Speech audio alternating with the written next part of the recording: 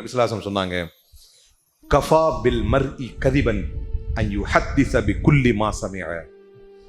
ஒரு மனிதன் பொய்யன் என்பதற்கு போதுமானது அவன் கேள்விப்பட்டதை எல்லாம் பேசுவதே போதுமானது என்றாங்க நபிசுல்லாஹு. இது எவ்வளவு அழகான ஹதீஸ் தெரியுமா? இன்னைக்கு ஒரு செய்தி வருது, அந்த செய்தியுடைய உண்மைத்தன்மையை ஆராய்வதற்கான எந்த பவரும் அவன்கிட்ட கிடையாது. ஒரு முஸ்லீம் இருக்கான், அந்த செய்தியை உண்மைத்தன்மை அவனால் ஆராய முடியுமா? முடியாது.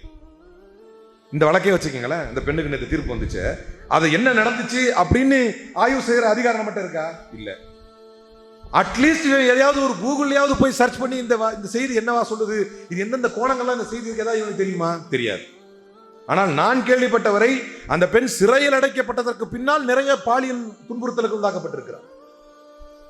அங்க உள்ள சிறை அதிகாரிகளாக நாம கேள்விப்பட்ட செய்தி வரைக்கும். அப்ப இது இந்த பக்கமும் உள்ள செய்தி அல்ல, அந்த பக்கமும் உள்ள செய்தி அல்ல. நான் யாருக்கும் ஆதரவாகவும் எதிராகவும் சொல்லல. ஆனால் நம்முடைய கடமை என்ன?